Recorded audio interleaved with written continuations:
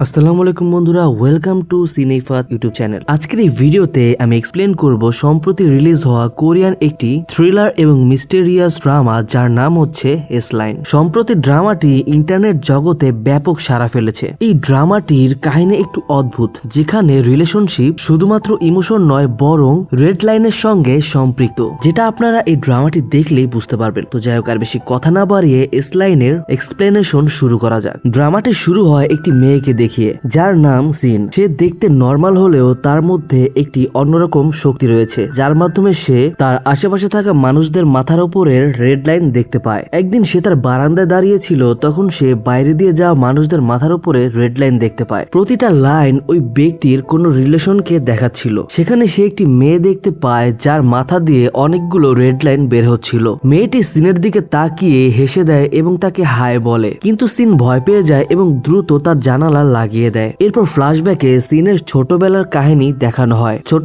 Scene যখন তার বাবার সঙ্গে ড্রয়িং করছিল, তখন সে তার বাবার মাথার উপর দিয়ে দুটো রেড লাইন যেতে দেখে। তার মা এটা দেখে চমকে যায় এবং বুঝতে পারে তার স্বামীর কোথাও অ্যাফেয়ার চলছে। আর এটা জানতে পেরে সিনের মা সিনের বাবাকে মেরে ফেলে। তখন সিন বুঝতে পারে সে যদি এভাবে মানুষদের মাথার উপরে রেড লাইন দেখতে পায়, তাহলে মানুষদের জীবন হুমকির মুখে পড়ে যাবে। এজন্য সে নিজেকে একটি ঘরে আটকে ফেলে এবং কারোর সঙ্গে কোনো কথাও বলে না এবং দেখাও করে না। ডিপ্রেশনে পড়ে যাওয়া সিন নিজেকে মারারও চেষ্টা করে, কখনো ছাদ থেকে পড়ে বা কখনো নিজের হাতের রক কেটে, কিন্তু প্রতিবার সে নিজে নিজেই ঠিক হয়ে যায়। এরপরে সবকিছু সে ভাবতে শুরু করে এবং সে মনে করতে থাকে যে হয়তোবা সে এই পৃথিবীতে কোনো স্পেশাল মিশনের জন্য এসেছে। এরপর সে পরিকল্পনা করে যে সে এই এস লাইনের রহস্য বের করেই ছাড়বে। এই এস লাইনটা কি আর সে এটা থেকে মুক্তি পাবে কিনা। এরই মাঝে তার গেটে সে মেয়েটি আসে যার সঙ্গে তার রাস্তায় দেখা হয়েছে। তার হাতে ফল ছিল আর সে সিনকে গিফট দিতে এসেছিল, কিন্তু সিন তার গেট খোলে না আর মেয়েটি ফল সেখানে রেখেই চলে যায়। এরপর সে গেট খোলে এবং ফল ভিতরে নিয়ে খেতে শুরু করে। সে এমন ভাবে খাচ্ছিল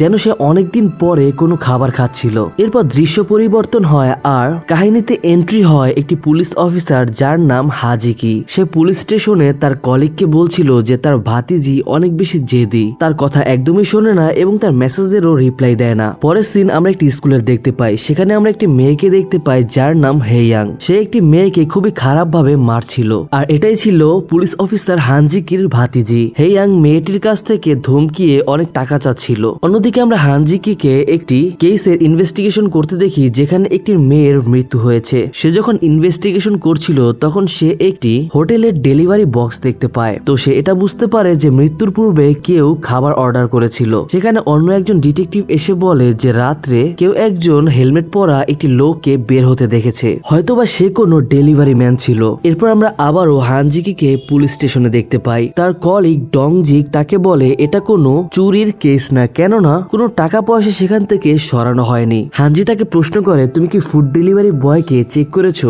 ডংজিক উত্তর দেয় সেই মেয়েটি প্রায় প্রতিদিনই খাবার অর্ডার করে খেত, কিন্তু সে যেদিন মারা গিয়েছিল সেদিন সে কোনো অর্ডার করেনি। হানজি মেয়েটির রিলেশনের ব্যাপারে জিজ্ঞাসা করলে ডংজিক বলে মেয়েটির 1 বছর আগে ব্রেকআপ হয়েছিল, তখন থেকে সে সিঙ্গেলই ছিল। অন্যদিকে সিন তার ঘরে ছিল এবং টিভিতে সেই মেয়েটিরই মার্ডারের নিউজ দেখছিল। সে দেখতে পায় রিপোর্টে একজন হেলমেট পরা লোককে সন্দেহভাজন হিসেবে ধরা হচ্ছিল, কিন্তু সেই লোকটির মাথায় সে একটি মাত্র রেড লাইন দেখতে পায়, যেটা খুবই রেয়ার ছিল। তখনই সিন দেখতে পায় বাইরের একটি বিল্ডিং এ একটি লোক হেলমেট পরে ঢুকছিল। লোকটি দেখতে একদম নিউজে দেখানো লোকটির মতোই, আর এজন্য তার সন্দেহ হয় এবং সে পুলিশে কল করে। সে পুলিশকে বলছিল যে একজন অজানা লোক হেলমেট পরে একটি বাসায় ঢুকেছে। তখনই সে দেখতে পায় লোকটি তো তার গার্লফ্রেন্ডের সঙ্গে দেখা করতে গিয়েছে এবং তারা এনজয় করছিল, আর এটা দেখে সে সাথে সাথে ফোনটি কেটে দেয়। এরপর সবকিছু অন্ধকার হয়ে যায় এবং সিন তার চারপাশে শুধুমাত্র এস রেড লাইন দেখছিল, যেন মনে হচ্ছিল এটা কোনো বড় কিছুর সতর্ক বার্তা ছিল।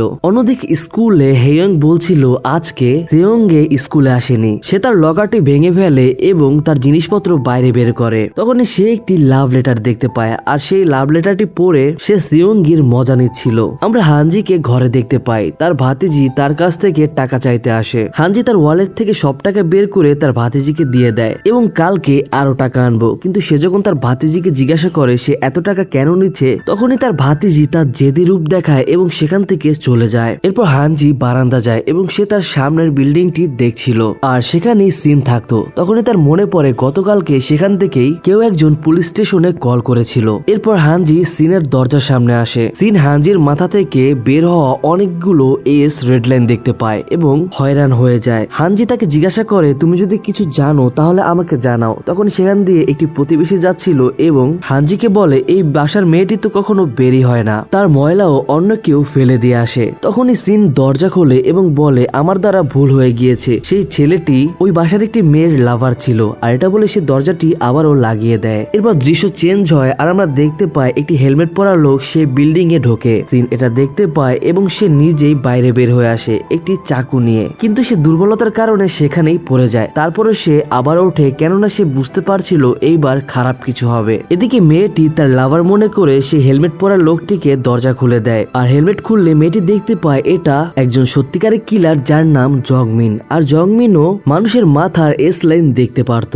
জংমিন মেয়েটির গলা চাপ দিতে শুরু করে। তখন সিন সেখানে চলে আসে এবং মেয়েটিকে বাঁচানোর চেষ্টা করে, কিন্তু জংমিন তার কাছ থেকে তার ছুরিটি কেড়ে নেয়। আর যখনই সে সিনকে সে চাকুটি দিয়ে মারতেই যাবে তখনই হানজি তাকে গুলি করে ফেলে। আর এই ঘটনায় সিন অনেক ভয় পেয়ে যায়। তখন হানজি তাকে তার চশমাটি ফেরত দেয়। সিন তাকে জিজ্ঞাসা করে যে মরেছে সে কে। হানজি তাকে বলে, আমি তোমাকে সবকিছু বলবো। কিন্তু তখন সেখানে একটি মেয়ে চলে আসে। সে হানজির ভাতিজি সিওনে ছিল। সিওনে সিনকে জিজ্ঞাসা করে, তুমি এখানে কি করছো? হানজি তাকে জিজ্ঞাসা করে, তোমরা দুজন কি একজন অপরজনকে চেনো? এরপরে আমরা তাদের দুজনকে ঘরে দেখতে পাই। সিওনে জিজ্ঞাসা করে, তুমি আমাকে আরো টাকা কখন দিবে? হানজি তাকে বলে, তোমার কি আমাকে এটিএম মনে হয়? আর তাছাড়া তোমার স্কুলে কোনো সমস্যা হলে আমাকে বলতে পারো। সিওনে বলে, তুমি আবার আমার চিন্তা কবে থেকে করতে শুরু করলে? হানজি তাকে সিনের ব্যাপারে জিজ্ঞাসা করলে সিওনে বলে, সিন প্রাইমারি স্কুলে আমার সহপাঠী ছিল, কিন্তু হঠাৎ করে সে স্কুলে আসা বন্ধ করে দেয়। তার মা তার বাবাকে মেরে ফেলেছিল আর এরপর থেকে সে নিজেও গায়েব ছিল। এরপরে সিনে আমরা সিনকে একটি ছাদে বসে থাকতে দেখি। সে ভাবছিল, যদি আমি এমন ভাবে লোকদেরকে বাঁচাতে পারি তাহলে এখন থেকে আমি লোকদেরকে বাঁচাবো। তখনই তার ফোনে একটি মেসেজ আসে যেখানে লেখা ছিল, আমিও তোমার মতো রেড লাইন দেখতে পাই, আমার সঙ্গে দেখা করতে চাইলে তুমি আরকা স্কুলে আসো। পরের দিন সকালে আমরা একজন ফিমেল লিডকে দেখতে পাই যে আরকা স্কুলেরই টিচার ছিল, যার নাম কিচান। এদিকে সিন সেই মেসেজটি দেখছিল আর এরপর সে তার দরজা এবং জানালা থেকে পোস্টারগুলো পরিষ্কার করে সরিয়ে ফেলে। এদিকে স্কুলে আমরা সিওনেকে দেখতে পাই। সে দেখতে পায় স্কুলের মেয়েরা তার ব্যাপারে বোর্ডে উল্টাপাল্টা লিখছিল। এরপর হেং একটি লাভ লেটার পড়ছিল যেটা সিয়ং এর ছিল। সিওনে তাকে আটকানোর চেষ্টা করে, এর কারণে হেয়ং নিচে পড়ে যায় আর এতে করে হেয়ং সিওনেকে মারতে শুরু করে। তখনই সেখানে তাদের টিচার চলে আসে আর টিচার হেয়ংকে ধাক্কা দিয়ে পেছনে সরিয়ে ফেলে। এরপর টিচার অর্থাৎ কিচান সিওনেকে বোঝায় সে যেন তাদের সঙ্গে লড়াই ঝগড়া না করে, কিন্তু সিওনে বলে, আমি তাকে মেরে ফেলবো আর আমি কি ঘরে যেতে পারি? এরপর সে যখন বাসে যাচ্ছিল তখন সে তার লকারে একটি চশমা দেখতে পায় আর সে সেটিকে নিয়ে নেয়। এদিকে হানজি ডংজিককে বলে, আমি তোমার কারণে আজকে বেঁচে গিয়েছি, নয়তো লোকটি আমাকে মেরেই ফেলতো। এরপর হানজি সেই কিলারের বাসায় আসে যেখানে চারদিকে শুধুমাত্র রেড লাইনই ছিল। ঘরে আমরা সিওনেকে দেখতে পাই যে সে চশমাটি পরেছিল আর এই চশমাটির কারণে সে রেড লাইন দেখতে পাচ্ছিল। তখনই ঘরে যখন হানজি আসে সে তার মাথায় অনেকগুলো এস লাইন দেখতে পায় আর দেখে ভয় পেয়ে যায় এবং দৌড়ে বাইরে চলে যায়। আর এটা সিন দাঁড়িয়ে দাঁড়িয়ে দেখছিল আর এই সব কিছু তার কাছে অদ্ভুত লাগছিল। সিওনেকে আমরা মার্কেটে দেখতে পাই যে সবার মাথার উপরে রেড লাইন দেখতে পাচ্ছিল আর সে বুঝতে পারে যে রেড লাইন দিয়ে কি বোঝানো হচ্ছে। এরপর সকালে আমরা তাকে স্কুলে দেখতে পাই আর তাকে আমরা অনেক বেশি খুশি দেখতে পাই তার সে চশমার কারণে। তখন সে হেয়ংকে দেখতে পায় যার মাথার উপর দিয়ে দুটো রেড লাইন যাচ্ছিল। একটি লাইন তো আশেপাশে যাচ্ছিল আর সে সেটা ফলো করলে দেখতে পায় হেয়ং এর রিলেশন তার টিচারের সঙ্গে ছিল। অন্য সিনে আমরা কিচানকে দেখতে পাই যে একটি নতুন স্টুডেন্টকে পরিচয় করে দিচ্ছিল আর স্টুডেন্টটি অন্য কেউ ছিল না বরং সিন ছিল। এরপর সিন তার টেবিলে গিয়ে বসে পড়ে। এদিকে সিন সেই কিলারের ব্যাপারেই ভাবছিল। এরপর সে সেই আরকা স্কুলে পৌঁছায় যেখানে সে কিচানকে দেখতে পায়। সে কিচানকে বলে যে সে একজন ডিটেকটিভ আর সে এটাও বলে যে সে সিওনের আঙ্কেল। এরপর সে জাংমিনের ব্যাপারে জিজ্ঞাসা করে অর্থাৎ সেই কিলারটির ব্যাপারে যে সে কি সবসময় চশমা পরে থাকতো। তখন কিচান বলে যে না, সে এখানে কখনো চশমা পরে আসতো না আর সে কিছুদিন আগে স্কুলটি ছেড়ে দিয়েছে। সিন কাট হয় আর আমরা স্কুলের টপে সিওনেকে দেখতে পাই যাকে হেয়ং বুলি করছিল। তখনই সেখানে সিন আসে এবং হেয়ংকে বলে তোমার এসব বন্ধ করা উচিত, কিন্তু আমরা দেখতে পাই হেয়ং উল্টো সিনকে মারতে শুরু করে এবং তাকে বিল্ডিং এর কিনারে নিয়ে যায়। তখনই সিন হেয়ং এর কলারে টাই ধরে এবং বিল্ডিং থেকে নিচে ঝুলে পড়ে আর বলতে থাকে তুমি যদি এসব বন্ধ না করো তাহলে আমার সাথে তোমাকেও নিয়ে নিচে পড়ে যাব। তখনই হেয়ং তাকে ছেড়ে দেয় এবং বলে তুমি কি পাগল? এটা বলে সে নিচে চলে যায়। যায়। এরপর সিওনে সিনের কাছে আসে এবং বলে, তোমাকে কে বলেছে আমাকে সাহায্য করতে? সিন তখন তাকে জিজ্ঞাসা করে, তুমি কি এখনো আমার উপরে রেগে আছো? সিওনে তাকে বলে, তুমি নিজের চরকায় তেল দাও। এদিকে কিচান হাজিকে জিজ্ঞাসা করে, তুমি কি তোমার ভাতিজির সঙ্গে দেখা করে যাবে না? তখন হাজি বলে, সে যদি জানতে পারে আমি এখানে এসেছি তাহলে সে আমার উপরে অনেক বেশি রাগ করবে। তো এখানে কিচানের ভাবভঙ্গি দেখে মনে হচ্ছিল যে সে হাজির উপরে ইন্টারেস্টেড। যখন হাজি স্কুল থেকে চলে যাচ্ছিল তখন সিওনা তাকে দেখে ফেলে এবং জিজ্ঞাসা করে সে স্কুলে কি করছে। পরের সিনে আমরা হানজিকে একটি বারে দেখতে পাই। সে বারটেন্ডার জংমিনের ব্যাপারে জিজ্ঞাসা করছিল এবং সে জানতে পারে যে জংমিন এখানে মাঝে মাঝে আসতো আর সে নিজে নিজেই কথা বলতো এবং আশেপাশের লোকদের দিকে তাকিয়ে কিছু একটা গুনতো। আর আমাদেরকেও এটাই দেখানো হয় যে জংমিনও মানুষদের মাথার উপরে রেড লাইন দেখতে পারতো আর সে সেটাই গুনতো। হানজি এই সবকিছু নোট করছিল। তখনই সেখানে একটি মহিলা আসে আর বলতে থাকে এখনকার যুগে ডায়েরি কে সাথে রাখে। এরপরে আমরা সেই মহিলাটিকে দেখতে পাই যে হানজিকে উপরে নিয়ে যাচ্ছিল। এদিকে আমরা সিওনাকে দেখতে পাই যে হেয়ংকে ফলো করছিল আর সে দেখতে পায় হেয়ং সে টিচারের সঙ্গে দেখা করে আর এরপর সে হোটেলে চলে যায়। হোটেলে যাওয়ার পূর্বে সিওনে তাদের ছবি তুলে নেয়। এরপর সে সেই ছবিটি হেয়ংকে পাঠালে আমরা দেখতে পাই হেয়ং উল্টো মেসেজ করে যে এতে আমার কিছুই যায় আসে না, এটা জানতে পারলে আমার টিচারকেই পানিশমেন্ট দেয়া হবে। এদিকে সিওনে সেই ছবিটি থেকে টিচারকে জুম করে দেখছিল আর তার মাথায় একটি আইডিয়া আসে। পরের সিনে আমরা স্কুলে সবাইকে দেখতে পাই, সেখানে সেই টিচারটিও ছিল। তখনই তার ফোনে সিওনে তার সেই ছবিটি পাঠায় এবং তাকে লেখে আমাকে এখনই 20 মিলিয়ন ওয়ান এনে দাও, নয়তো আমি এই ছবিটি ভাইরাল করে দেব। এরপর আমরা দেখতে পাই টিচার হেয়ংকে বকা দিচ্ছিল আর এরপর তাদেরকে আমরা বাস্কেটবল রুমে দেখতে পাই। হেয়ং জিজ্ঞাসা করে তুমি সেখানে আমাকে কেন বকছিলে? টিচার বলে সেখানে অনেক লোক ছিল আর তারা যেন সন্দেহ না করে এই জন্য আমি বকা দিয়েছি। টিচার তখন হেয়ংকে সেই ছবিটির ব্যাপারে বলে। হেয়ং বলে এই সবকিছু সিওনে করছে। টিচার খুবই ভয় পেয়েছিল আর সে সিওনের উপরে অনেক রাগও হচ্ছিল। এরপর আমরা সিনকে দেখতে পাই যে এসব কিছু নোটিস করছিল।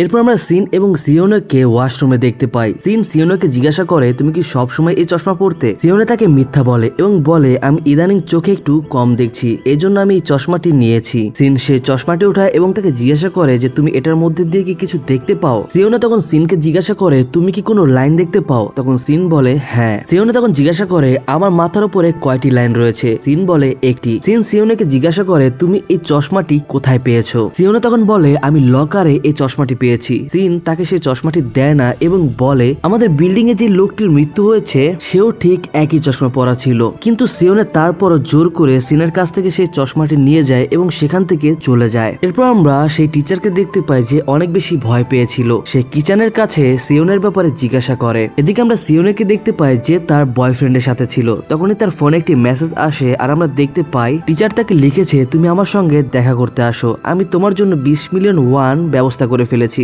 তখনই সে খুশি মনে সেখান থেকে বের হয়ে যায় আর তার পেছনে আমরা হেয়ংকে দেখতে পাই যে তার পিছা করে তার নজর রাখছিল। এরপর আমরা পাঁচটা সিন দেখতে পাই যেখানে সিওনে এবং সিন যখন ওয়াশরুমে কথা বলছিল তখন হেয়ং লুকিয়ে এইসব কথা শুনে নিয়েছিল আর এরপর সে সিওনের চশমাটি চুরি করে নেয়। তখনই সিওনে তার ব্যাগে চশমাটি দেখতে পায় না এবং সেটা খুঁজতে শুরু করে। আর এদিকে হেয়ং সেই চশমাটি পরে সবার মাথার উপরে রেড লাইন দেখতে পাচ্ছিল। এদিকে সিওনে সিনকে কল করে এবং তার উপরে চিৎকার করে বলতে থাকে তুমি আমার চশমা কেন চুরি করেছো? আমি এখন স্কুলে যাচ্ছি। সিন তাকে জিজ্ঞাসা করে তুমি এত রাতে স্কুলে কেন যাচ্ছ? সিওনে কলটি কেটে দেয় এবং সেখান থেকে চলে যায়। সিওনে স্কুলে আসে এবং তার সামনে সেই টিচারটি ছিল। টিচার তার কাছ থেকে মাফ চাইছিল এবং এসব কিছু করতে মানা করছিল। সিওনে তখন বলে যখন সবাই আমাকে বুলি করতো তখন তো তুমি চুপ করে থাকতে, তুমি সবকিছু জানতে কিন্তু তারপরে তুমি কিছুই করোনি। টিচার তার কাছে মাফ চাইতে থাকে এবং বলে আমার বউ বাচ্চা আছে, তুমি এসব কিছু করো না। কিন্তু তখনই তার ফোনে তার স্ত্রীর মেসেজ আসে।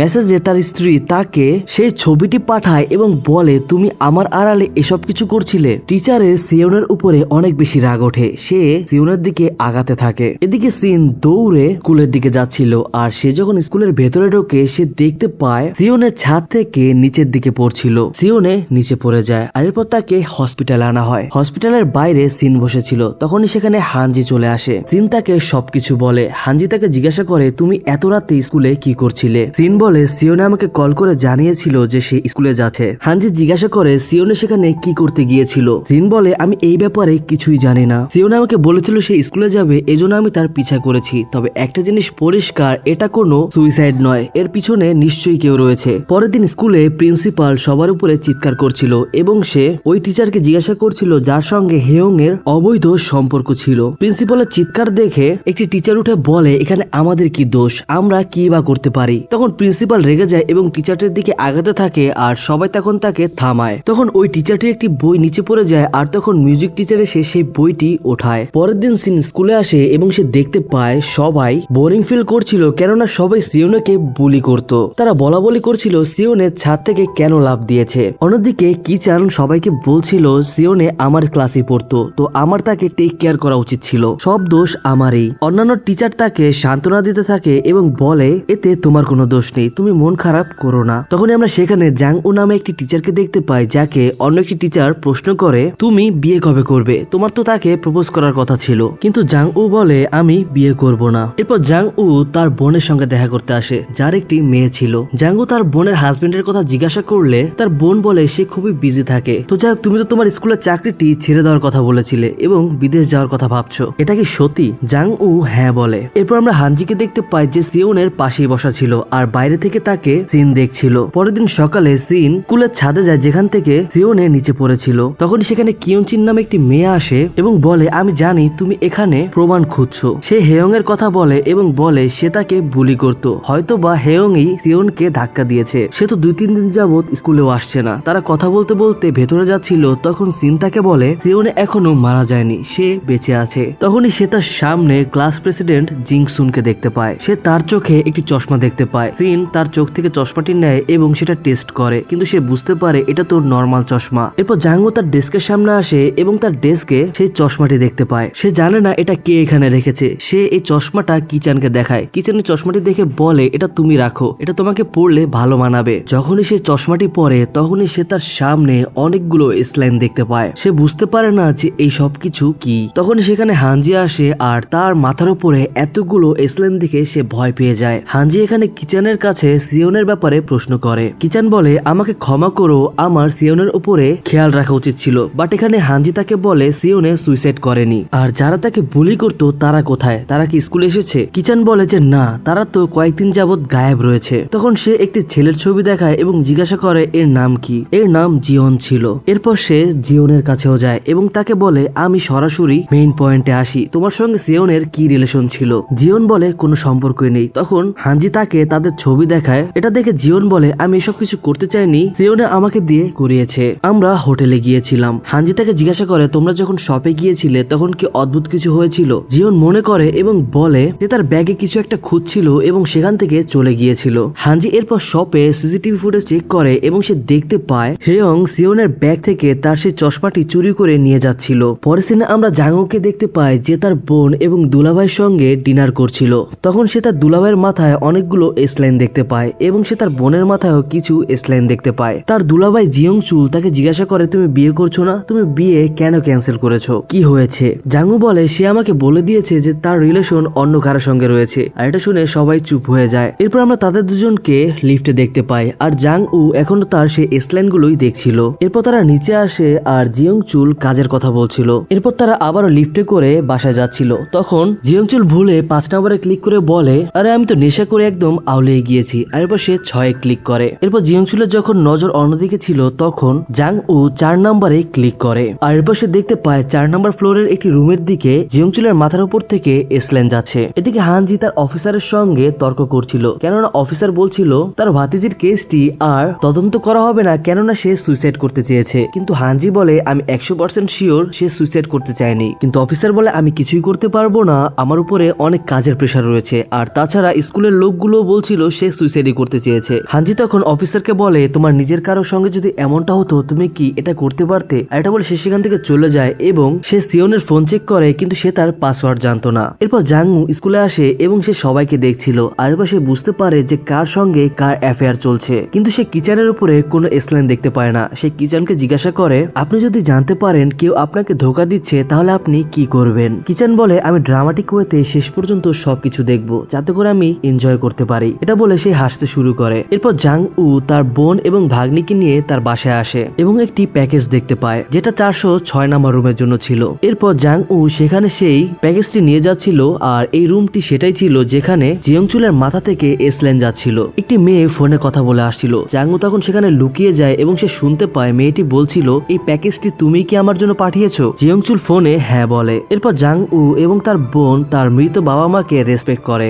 এরপর তারা তাদের অতীত নিয়ে কথা বলছিল এবং কান্না করতে শুরু করে। পরের দিন স্কুলে সকল স্টুডেন্টরা সেই ছবিটি দেখছিল যেখানে হেয়ং এবং সেই টিচারের অ্যাফেয়ার চলছিল। পরের দিন পার্কিং এরিয়াতে পুলিশ আসে, কেননা সেখানে সেই অ্যাফেয়ার করা টিচারটি সুইসাইড করেছিল। আর সেখানে একটি নোট পড়া ছিল যেখানে লেখা ছিল যে সে কিভাবে হেয়ং এর সঙ্গে পরকিয়া করেছে এবং সে লিখেছে যে তার বেঁচে থাকার কোনো অধিকার নেই। তার ডেড বডি এখানে পড়েছিল প্রায় 2-3 দিন হয়েছে। হানজির এখানে সন্দেহ হয়, সে বলতে থাকে গাড়িটি তো ঠিক মতো পার্কিংও করা না, আর গাড়িটি তো মাঝখানে পার্ক করা। পরের দৃশ্যে সিন এবং জিওন যাচ্ছিল, কিন্তু তারা সামনে জিয়ং সুনকে দেখতে পায়। জিওন তাকে জিজ্ঞাসা করে আমরা খাবার খাওয়ার জন্য যাচ্ছি, তুমি কি আমাদের সঙ্গে যাবে? সে রাজি হয়ে যায়। তখন জিওন জিজ্ঞাসা করে তুমি তো সবসময় আমাদেরকে মানা করে দিতে, তো আজকে আমাদের সঙ্গে যাওয়ার জন্য রাজি হয়েছো, এর কারণ কি? তুমি কি আমার উপরে ইন্টারেস্টেড? কিন্তু জিয়ং সুন কিছুই বলে না। যখন জিওন জিজ্ঞাসা করে তুমি কি সিনের উপর ইন্টারেস্টেড, তখন জিয়ং সুন হেসে দেয়। এরা তিনজন বাইরে আসে, কিন্তু গাড়িতে হানজি বসা ছিল। সে সিনকে তার সঙ্গে যেতে বললে জিওন বলে তুমি কে, আমরা পুলিশে কল করব। তখন হানজি বলে আচ্ছা, আর এরপর সে তার আইডি কার্ডটি জিওনকে দেখায়। এরপর সিন হানজির সঙ্গে যায়, আর হানজি সিনকে সে চশমার ব্যাপারে একের পর এক প্রশ্ন করে যাচ্ছিল। হানজি জিজ্ঞাসা করে এই চশমাটি জিয়ংমিনের কাছেও ছিল? সিন বলে আমি আপনাকে কিছুই বলতে পারবো না, প্রথমে আপনি সেই চশমাটি নিয়ে আসেন। পরের সিনে আমরা জাঙ্গুকে দেখতে পাই যে জিয়ং সুনকে ফলো করছিল। জিয়ং সুন একটি হোটেলে আসে। জাঙ্গু এখানে অনেকগুলো এসলাইন দেখতে পায়, কিন্তু সে শুধু জিয়ং সুনের দিকেই তাকিয়েছিল। জিয়ং সুন সেই মেয়েটিকে নেকলেস পরিয়ে দিচ্ছিল। জাঙ্গু তাকে দেখছিল এবং তাকে কল করে জিজ্ঞাসা করে সে কোথায় আছে। জিয়ং সুন বলে আমি একটি মিটিং এ আছি। জাঙ্গু বলে আমার বোন আমার কল ধরছে না, তুমি কি এটা একটু চেক করবে? জিয়ং সুন বলে তুমি চিন্তা করো না, আমি এটা পরে দেখে নেব। এরপর রাত্রে জিয়ং সুন যখন হোটেলে ছিল তখন সেখানে কেউ কলিং বেল বাজায়। জিয়ং সুন দরজা খুলে দেখে সেখানে জাং উ ছিল। জাং উ তার উপরে অ্যাটাক করে। তখন জিয়ং সুন তাকে বলে তুমি এটা তোমার বোনকে বলো না, আমরা আমাদের ব্যাপারটা সলভ করে নেব। জাং উ বলে যেটা করবে জলদি করো, তা না হলে আমি নিজেও জানি না আমি তোমার সঙ্গে কি করব। পরের দিন আমরা দেখতে পাই জাং উ বিদেশ যাওয়ার জন্য রেডি হচ্ছিল। সে তার বোনের কাছে জিয়ং সুনের ব্যাপারে জিজ্ঞাসা করলে তার বোন বলে তুমি চিন্তা করো না, জিয়ং সুন 2-3 দিনের জন্য বাইরে গিয়েছে, সে চলে আসবে। জাং উ স্কুলে এসে তার জিনিসপত্রগুলো গোছাচ্ছিল, তখন কিচান তার সাথে এসে কথা বলে। জাং উ সেই মেয়েটির প্রোফাইল দেখছিল, আর এখানে সে সেই নেকলেসটির ছবি দেখতে পায় যেটা জিয়ং সুন তাকে দিয়েছিল। তখন সেই মেয়েটি নিজের প্রেগনেন্সির ছবি পোস্ট করে, আর এটা দেখে জাং উ দৌড়ে বাসার দিকে যাচ্ছিল। তখন সে রাস্তায় একটি অ্যাক্সিডেন্টের দৃশ্য দেখতে পায়, আর সেখানে গিয়ে সে দেখতে পায় তার বোন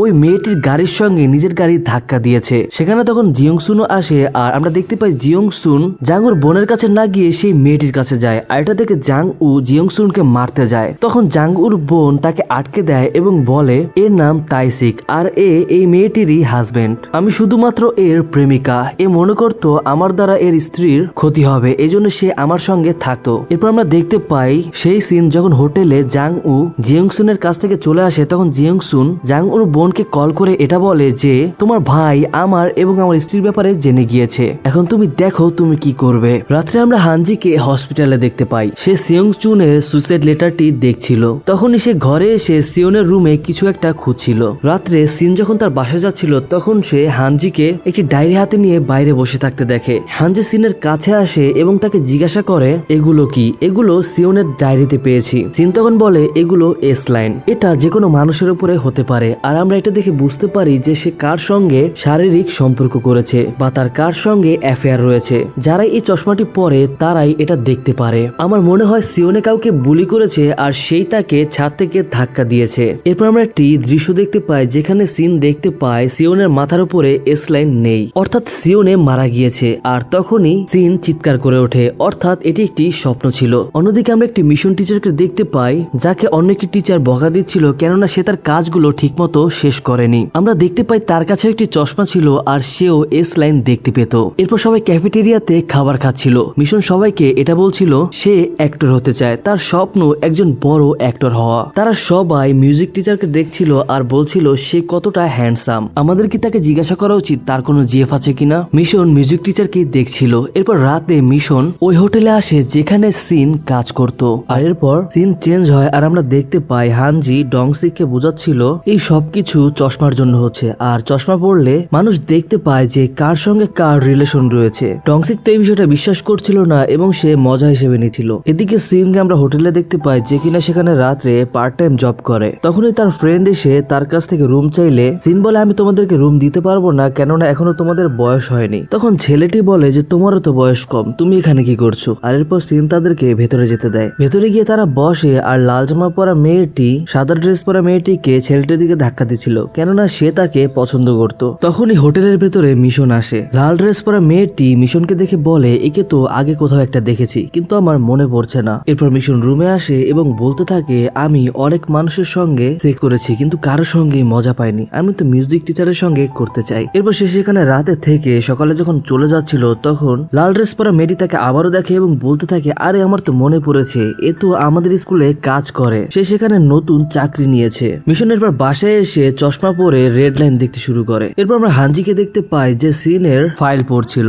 ফাইলের মাধ্যমে সে জানতে পারে সিন ছোটবেলায় তার ড্রয়িং এর মাধ্যমে তার মাকে জানিয়েছিল যে তার বাবার অ্যাফেয়ার তার আন্টির সঙ্গে চলছে। আর এরপর সিনের মা সিনের বাবাকে হত্যা করে। এরপর হানজি সিনকে নিয়ে আবার হসপিটালে যায় এবং সিয়ঙ্গির মাথায় কতগুলো রেড লাইন আছে সেটা জিজ্ঞাসা করে। তখন সিন তাকে বলে এটা আমি আপনাকে বলবো না, কেন এটা যার যার প্রাইভেট বিষয়। তবে সেটা বলে সিয়ঙ্গির সঙ্গে যার রেড লাইনটা কানেক্ট হয় সে আমাদের স্কুলের নয়। হানজি তাকে জিজ্ঞাসা করে তোমার কি মনে হয় এরকম চশমা কি আরো কারো কাছে থাকতে পারে? সিন বলে আমি জানি না। কিন্তু এর পরের দিনই সিন টিভিতে একটি ক্রিমিনালকে দেখতে পায় যার চোখেও সেই চশমা ছিল। আর এরপর সে বুঝতে পারে কোরিয়াতে এমন অনেকের কাছে চশমা রয়েছে। এদিকে মিশন মিউজিক টিচারকে খুঁজছিল এবং তাকে একটি রুমে দেখতে পায় এবং তারা এরপর কথা বলতে শুরু করে। আর তাদের কথা শেষে আমরা দেখতে পাই তাদের দুজনের মাথায় রেড লাইন একজন অপরজনের সঙ্গে কানেক্ট হচ্ছিল। আর এটার মানে কি হতে পারে সেটা আপনারাই বুঝে নেন। এরপর জিনসিউ সিনকে একটি সুইমিং পুলে আনে আর এরপর তারা সেখানে অনেক মজা করতে থাকে। তারা যখন নুডলস খাচ্ছিল তখন সিন জিনসুকে বলে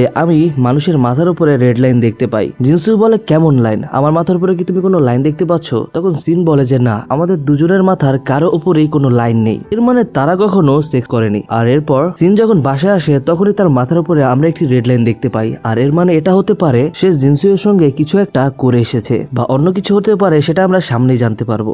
এরপর পুলিশ স্টেশনে কিচান আসে আর কিচান হানজিকে দেখে হাই হ্যালো করতে থাকে। আয়াটা ডংসিন দেখে হানজিকে জিজ্ঞাসা করে তুমি কি আবার তার সঙ্গে কিছু করেছো কিনা? হানজি বলে না। ডংসিন তখন বলে আমরা পুলিশ আর আমাদের তো এসব করার জন্য কোনো সময়ই থাকে না। হানজি বলে আমি টিচার কিচানের ব্যাপারে জানতে চাই কিন্তু তার সঙ্গে শুতে চাই না। এরপর মিশন আবার হোটেলে আসে আর সে সেই একই রুমে যায়। আর সিন তার রুমের পাশে যখন পরিষ্কার করছিল তখন সে মিশনের কথা শুনতে পাচ্ছিল। মিশন বলছিল আমি প্রতিদিন অনেক পুরুষের সঙ্গে শুই কিন্তু কেউ আমাকে পুরোপুরি স্যাটিসফ্যাকশন দিতে পারে না। আমি প্রতিদিন এই রুমে আসি কেননা এই রুমে একটি ফাঁকা রয়েছে যেটা দিয়ে আমি অন্য রুমের কাপলদের সেক্স করা দেখে নিজের অর্গাজম নেই।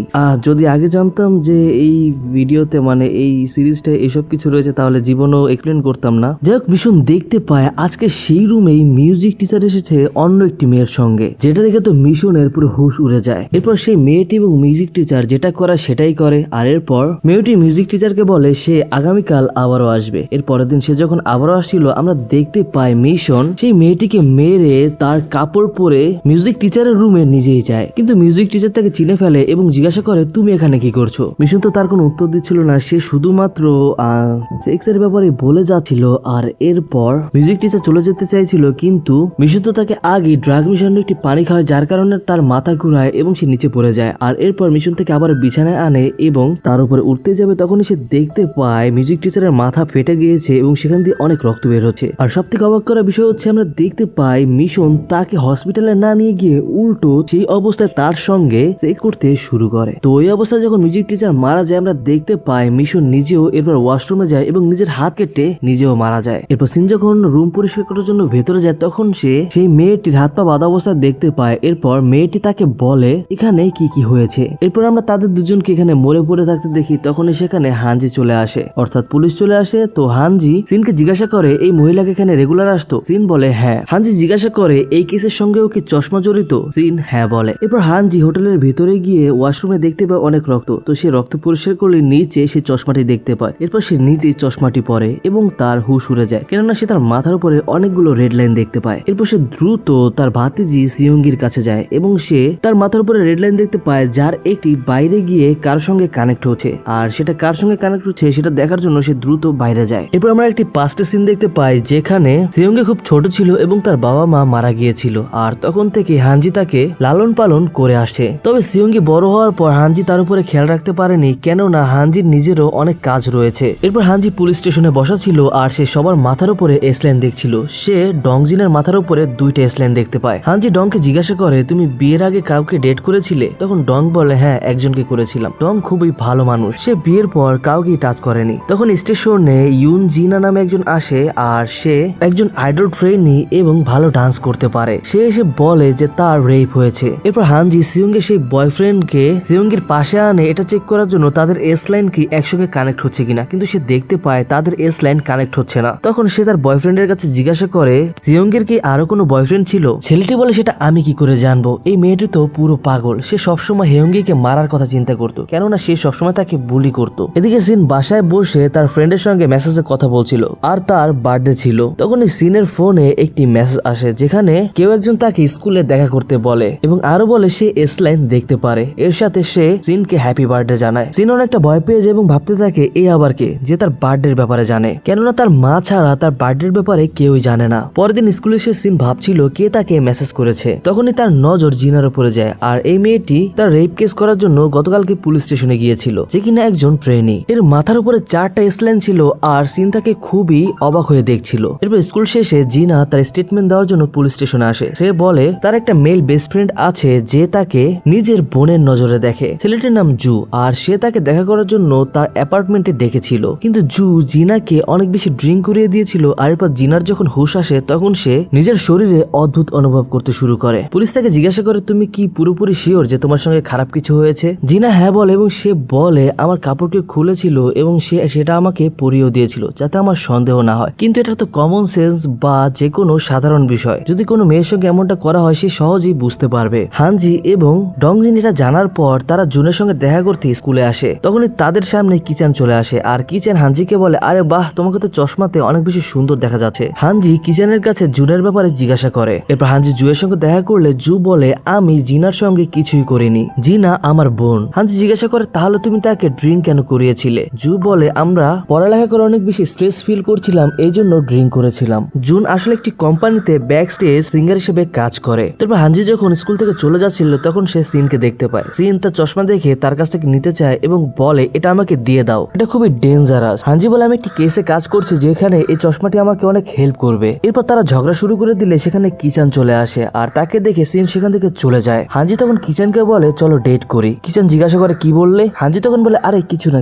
এটা বলে সে তখন চলে যেতে নিলে আমরা দেখতে পাই কিচানও সিনের মতো এস লাইন দেখতে পেত, তাও আবার কোনো চশমা ছাড়াই। এরপর হানজি জুনের সেই কোম্পানিতে আসে তার ব্যাপারে জিজ্ঞাসা করার জন্য যে সে কেমন ছেলে। কোম্পানি থেকে জুনের ব্যাপারে বেশি কিছু বলা হয় না। এরপর জুন আবারও পুলিশ স্টেশনে আসে এবং তার চ্যাট গুলো চেক করা হলে দেখতে পায় জুন এবং জিনার মধ্যে নর্মাল ভাই বোনের মতোই কথা হতো, আর এরপর তাকে ছেড়ে দেওয়া হয়। এরপর হানজি জিনা এবং তার মাকে ডাকে। হানজি জিনাকে জিজ্ঞাসা করে, তুমি কি কখনো কারোর সঙ্গে ফিজিক্যাল হয়েছো? জিনা তার মায়ের দিকে তাকায় এবং সরাসরি মানা করে দেয় যে সে আজ পর্যন্ত কারোর সঙ্গেই ফিজিক্যাল হয়নি, কিন্তু হানজি তো এদিকে এই মেয়ের মাথায় 4টা এস লাইন দেখতে পাচ্ছিল। হানজি ভাবতে শুরু করে এর মাথায় 4টা এস লাইন, আর সে আমাকে মিথ্যা কেন বলছে। সেখানে হানজি জুনকেও ডাকে, কিন্তু হানজি দেখতে পায় জুন এবং জিনার মাথার এস লাইন কানেক্ট হচ্ছিল না, এর মানে তারা কিছুই করেনি। তো এখানে বোঝা যায় জুন পুরোপুরি ভাবে নির্দোষ। এরপর হানজি রাতে বাসায় আসে এবং সিনের সঙ্গে কথা বলতে থাকে। তারা দুজনে চশমার ব্যাপারে কথা বলতে থাকে। হানজি বলে চশমাটিকে ভালো কাজেও ব্যবহার করা যেতে পারে, আর এরপর সে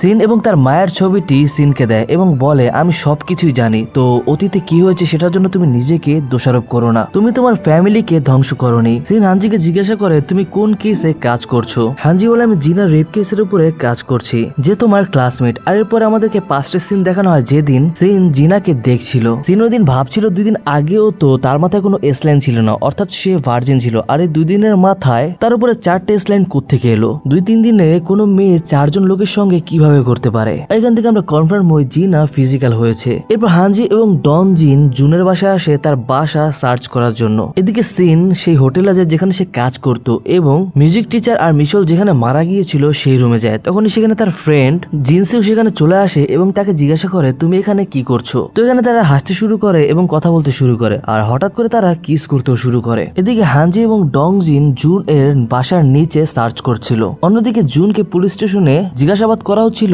কেননা হানজির পুরো সন্দেহ জুনের উপরে, কিন্তু জুন বলতে থাকে আমি কিছুই করিনি। উল্টো জিনা ওই দিন নিজে ড্রিঙ্কস আনতে বলেছিল, কেননা সে ড্রিঙ্কস করতে চাচ্ছিল। জিনাই আমাদেরকে দোকানে পাঠিয়েছিল, তুমি চাইলে সিসিটিভি ফুটেজ চেক করতে পারো। এরপর আমরা সিসিটিভিতে দেখতে পাই জুন এবং তার 3টা ফ্রেন্ড, অর্থাৎ টোটাল 4 জন, সেই স্টোর থেকে বের হয়ে অ্যাপার্টমেন্টের দিকে যাচ্ছিল। এখানে দুজন ছেলের মাথায় কোনো এস লাইন ছিল না, এর মানে তারা ভার্জিন ছিল, আর বাকি দুজনের মাথায় লাইন ছিল। কিন্তু তারা যখন অ্যাপার্টমেন্ট থেকে বাইরে বের হয় তখন 4 জনের মাথায় এস লাইন ছিল, অর্থাৎ তারা অ্যাপার্টমেন্টের মধ্যে কিছু একটা করেছে। আর এই কুকুরগুলো ওই মেয়েটিকে বোন বলে তাকে বোকা বানিয়ে তার সঙ্গে খারাপ কিছু করেছে। বিচারি জিনার মাথায় এখন 4টা এস লাইন, আর সে জানতেও পারে না যে তারা 4 জনই তার সঙ্গে খারাপ কিছু করেছে। আর স্কুলে আমরা দেখতে পাই সেই 3টি ছেলের মাথা থেকে এস লাইন গিয়ে জিনার মাথায় কানেক্ট হচ্ছিল, অর্থাৎ এরাই এই আকামগুলো করেছে। আর এই ছেলেগুলোর মাথায় অনেকগুলো এস লাইন ছিল, আর এর মাধ্যমে এটা বোঝা যায় হয়তো বা এই ছেলেগুলো আরো অনেক মেয়ের সঙ্গে এমনটা করেছে। এরপর তাদের 3 জনকে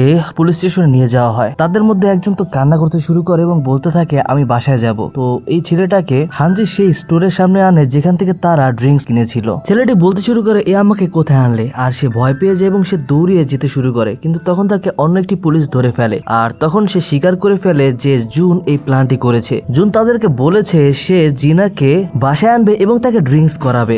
জুন এখনো এটা মানছিল না এবং বলে প্রমাণ নিয়ে আসো যে আমি এটা করিয়েছি। হানজি বলে আমার কাছে 3 জন সাক্ষী রয়েছে। আর পাশে বাসায় যেতে যেতে সিনকে বলে ফাইনালি আমি এই কেসটা সলভ করতে পেরেছি। সিন তাকে জিজ্ঞাসা করে তাদের কি শাস্তি হবে। হানজি বলে যে জানি না। সে এমনটা বলার কারণ হলো কোরিয়াতে অল্প বয়সী কেউ কোনো অপরাধ করলে তাদেরকে তেমন একটা শাস্তি দেওয়া হয় না, আর তাদেরকে এমন জেলে রাখা হয় যেখানে তারা আরো শান্তিতে থাকে। সিন এরপর হানজির মাথার এসলাইনের ব্যাপারে জিজ্ঞাসা করে যে তার মাথায় এতগুলো এসলাইন কেন। সিন বলে আমার মাথায় এতগুলো এসলাইন থাকলে আমি কবেই পানিতে ডুবে মারা যেতাম। হানজি বলে তুমি আমার মজা করা বন্ধ করো। তখনই হানজির ফোনে কারো কল আসে, আর সে দ্রুত হসপিটালে চলে যায়। আর সে গিয়ে জানতে পারে তার বাবা কোথাও গায়েব হয়ে গিয়েছে। আর পাশে সিসিটিভি ফুটেজ চেক করলে দেখতে পায় তার বাবাকে কোন একটা মেয়ে সেখান থেকে নিয়ে গিয়েছে। আর ভালো করে চেক করলে দেখতে পায় এটা তো টিচার সিচান। তখনই তার ফোনে সিয়ংগির একটি ভিডিও কেউ পাঠায়, আর সে দ্রুত তাকে বাঁচানোর জন্য হসপিটালে যায় এবং সে গিয়ে দেখতে পায় সিয়ংগি তো পুরোপুরি ঠিক আছে। তখনই সে দেখতে পায় সিয়ংগির এসলাইনটা কারোর সঙ্গে কানেক্ট হচ্ছে,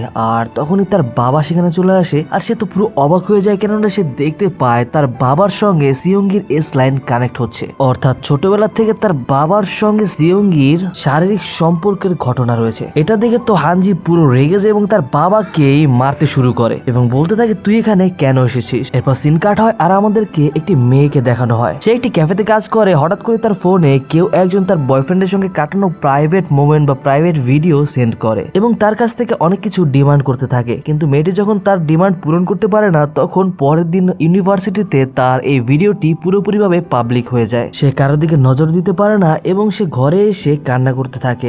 আর সে জানতে পারে কেউ নয় বরং তার বয়ফ্রেন্ডই এই ভিডিওটি বানিয়েছে এবং তাকে ব্ল্যাকমেইল করেছে। আর সে বুঝতে পারে না সে কি করবে এবং সে অনেক বেশি চিন্তিত হয়ে গাড়ির নিচে মরতে যায়। কিন্তু তখন সেখানে কিচান চলে আসে এবং তাকে বাঁচিয়ে নেয়। আর এরপর তাকে সে একটি চশমা দেয় এবং বলে তুমি এটা পড়তে শুরু করো আর তোমার জীবন বদলে যাবে। আর এরপর আমরা সিন এবং জিনসিউকে হোটেল রুমে দেখতে পাই। সিন জিনসিউর সঙ্গে এখানে এজন্য এসেছে যাতে করে তারা ফিজিক্যাল হতে পারে, কিন্তু জিনসিউ বলে না না আমি এমনটা করতে পারবো না। সিন বলে তুমি করো বা না করো এটা তোমার ইচ্ছা, কিন্তু আমি চাই আমাকে কেউ যদি প্রথম টাচ করে সেটা তুমি হবে। জিনসিউ বলে ঠিক আছে, কিন্তু এখানে আমরা প্রোটেকশন কোথায় পাবো। আমরা দেখতে পাই সিন তো পুরো প্রস্তুতি নিয়ে এখানে এসেছে। এরপর তারা খুব জমিয়ে ভালোবাসা আদান প্রদান করে আর তাদের এস লাইন কানেক্ট হয়ে যায়। আর দুজনেই প্রথমবার করে তাদেরকে আমরা কি খুশি দেখতে পাই, মানে যাই হোক। এরপর শিনজু সিনের জন্য খাবার আনতে যায়, আর তখন শিন আয়নায় নিজের এস লাইন দেখতে পায় এবং মনে মনে অনেক বেশি খুশি হয়। কিন্তু তখনই তার মাথা থেকে এস লাইন গায়েব হয়ে যায়। আর সে পিছনে ঘুরে দেখতে পায় জিনসুর অ্যাক্সিডেন্ট হয়ে যায় এবং তার পেট দিয়ে রড ঢুকে যায় এবং তার মৃত্যু হয়ে যায়, যেটা খুবই আনএক্সপেক্টেড ছিল, কেননা জিনসু খুবই ভালো একটা ছেলে ছিল। শিন অনেক মন খারাপ করে বসেছিল। তখনই তার কাছে একটি ভিডিও আসে। সে দেখতে পায় তার একটি ফ্রেন্ডকে স্কুলে বেঁধে রেখেছে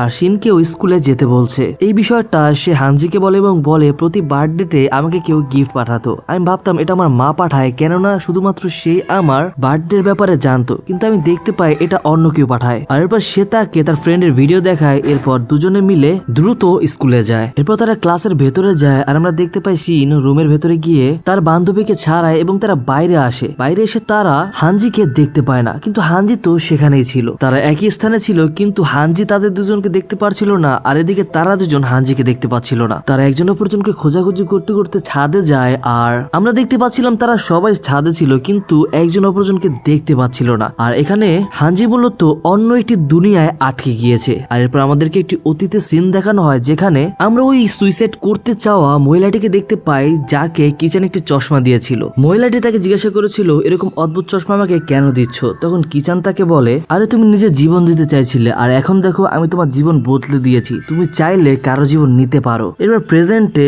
শিন তার বন্ধুকে বলছিল আমি এস-লাইন দেখতে পারি। তখন তার ফ্রেন্ড তার কাছ থেকে চশমা নিয়ে চোখে দেয় এবং বলতে থাকে, এরকম লাল কালারের লাইন, এটা তো চশমা পরলে যে কেউ দেখতে পারে, আর তুমি চশমা ছাড়াই দেখতে পারো, এটা আমাকে টিচার কিচান বলেছে। তখন শিন তার ফ্রেন্ডের উপরে রাগ করে এবং তার কাছ থেকে চশমা নিতে চায় আর বলতে থাকে এটা একটি অভিশপ্ত চশমা, এটা যার কাছে যায় তার জীবনই নিয়ে নেয়। অন্য দুনিয়ায় হাঞ্জি তার সামনে কিচানকে দেখতে পায় আর তার মাথায় অগণিত এস-লাইন ছিল, আর সে হাঞ্জির বাবাকে মারছিল, কেননা সে খুবই খারাপ কাজ করেছে। হাঞ্জি তার বাবাকে বাঁচানোর চেষ্টা করে, কিন্তু কিচান বলে এই নাও তোমার বাবাকে মেরে ফেলো। তখন কিচান নিজেই হাঞ্জির বাবাকে মেরে ফেলে এবং হাঞ্জিকে বলে, দেখ তোকে আমি এই জন্যই ছাড়ছি যাতে করে তুই সিয়ঙ্গির খেয়াল রাখতে পারিস। এদিকে শিন তার ফ্রেন্ডের কাছ থেকে চশমা নিয়ে ভেঙে ফেলে, তখনই তার ফ্রেন্ডের হুশ আসে আর আমরা এটা জানতে পারি যে যেই চশমাটা পরে তাকেই টিচার কিচান নিজের বশে নিয়ে নেয়। এরপরে শিন আকাশে উড়ে যায় এবং সে অন্য একটি দুনিয়ায় চলে যায়। তখনই গুইজিন শিনকে বলে, তুমি তোমার পুরো জীবন এটা ভেবেই কাটিয়ে দিয়েছো যে তুমি একজন মানুষ, কিন্তু তুমি তোমার ভালো কাজের জন্য এই এস-লাইন দেখার সক্ষমতা পেয়েছো, আর তুমি তোমার এই এস-লাইন দেখার সক্ষমতাকে ভালো কাজে ব্যবহার করতে পারো। সিন তখন বলে, কি ভালো কাজ? এটা দেখে তো উল্টো মানুষের ক্ষতি হচ্ছে এবং আর মানুষের মৃত্যু হচ্ছে। তখনই সবাই মিলে সিনকে মারতে শুরু করে, আর এই সময় তার মা তার সামনে চলে আসে আর তার চাকু লেগে যায়। এতে করে সিনের মা মারাই যাচ্ছিল, আর সে মারা যাওয়ার আগে তার মেয়েকে বলে, তোমার বাবার মৃত্যুর পেছনে তোমার কোনো হাত নেই, কেননা তোমার ড্রয়িং দেখে আমি তোমার বাবার এস-লাইন সম্পর্কে জানতে পারিনি, বরং আমি সে চশমাটা পেয়ে গিয়েছিলাম, আর আমি চশমা পরে তোমার বাবার এস-লাইন দেখতে পেয়েছি। সে শুধুমাত্র তোমার আন্টির সাথেই না, বরং বাইরের আরো 36টা মেয়ের সঙ্গে পরকিয়া করেছে। এরপর শিন কিচানকে মারতেই যাবে, তখনই কিচান শিনের পেটে ছুরি ঢুকিয়ে দেয় এবং শিন আকাশে উঠতে থাকে এবং নিচে পড়েই সে উঠেই সাথে সাথে কিচানকে ছুরি ঢুকিয়ে দেয়। এখানে কিচান মারা তো যায়, কিন্তু সে মারা যাওয়ার আগে কিছু একটা করে যায়, যেটা আমরা পরবর্তীতে জানতে পারবো। তো কিচান মারা যাওয়ার পরে সবার হুশ চলে আসে এবং যে যার যার মতো ভাগতে শুরু করে, আর আমরা দেখতে পাই এই সব কিছু স্কুলের ছাদে হচ্ছিল। এরপর হানজি তার চশমা উঠে ভাগতে শুরু করে, কিন্তু সিন তাকে আটকে দেয়, আর এরপরেই সেটা হয় যেটা কিচান মারা যাওয়ার আগে করে গিয়েছিল। দেখতে পাই সবাই সবার এস-লাইন দেখতে পাচ্ছিল, তাও আবার কোনো চশমা ছাড়াই। বাহ, কি আজব আর অদ্ভুত দুনিয়া, যে কেউ যে কারো রিলেশন বা সম্পর্কের কথা জানতে পারবে। আর এরপর আমাদেরকে 1 বছর পরে সিন দেখানো হয়, আর আমরা দেখতে পাই মেট্রোতে সবাই হেলমেট, মাস্ক, যে যা ছিল তাই পরে যাতায়াত করছিল, কেননা এখন যে কেউ যে কারো এস-লাইন দেখতে পারে। মানুষ তার চেহারা ঢাকতে শুরু করে, কেননা তারা এস-লাইন তো ঢাকতে পারবে না। আর এই বিষয়টা সিন অনেক বেশি খুশি হয়, আর তার মাথার উপর তো কোনো এস-লাইন ছিল না। আর এই এস-লাইনটা বা কি আর কোত্থেকে আসলো এটা কেউই জানে না। সিয়ঙ্গি ভালো হয়ে যায় আর তার মাথার উপর এস-লাইন চলে যায়, কেননা যেই বুড়ো লোকটি তার সঙ্গে এই কাজটা করেছে সে তো নিজেই মারা গিয়েছে, কিন্তু হানজি তাকে এখনো এইসব কিছু বলেনি। শিন এখনো জিনশিউর কবরে আসে তাকে স্মরণ করতে, সেখানে সে টিচার কিচানেরও কবর দেখতে পায়। আর এখানেই এই এস-লাইন কে ড্রামাটি শেষ হয়ে যায়। আমার দেখা খুবই অদ্ভুত এবং মানে কেমন যে বলবো আর কি, এটা রিভিউ দেওয়ার মতো আমার ভাষা নেই, মানে এন্ডিংটা আমার কাছে একদমই ভালো লাগেনি। যাই হোক, যদি আপনাদের কাছে এই ড্রামাটি ভালো লাগে তাহলে অবশ্যই ভিডিওটিকে লাইক করে দিবেন, চ্যানেলটিকে সাবস্ক্রাইব করে দিবেন, যাতে করে নতুন ড্রামার এক্সপ্লেনেশন এখানে পেয়ে যান। আর খুব শীঘ্রই দেখা হবে নতুন কোনো ভিডিও নিয়ে। ও আরো একটি কথা, ডেসক্রিপশন বক্স এবং পিন কমেন্টে আমার ফেসবুক আইডি, ফেসবুক পেজ এবং বিভিন্ন গ্রুপের লিঙ্ক দেওয়া আছে, আপনারা চাইলে জয়েন হয়ে নিতে পারেন। তো যাই হোক, আমি ফাত আজকের মতো বিদায় নিচ্ছি। খুব শীঘ্রই দেখা হবে নতুন কোনো ড্রামা নিয়ে। ততক্ষণ পর্যন্ত সবাই সুস্থ থাকবেন, ভালো থাকবেন, টেক কেয়ার, আল্লাহ হাফেজ।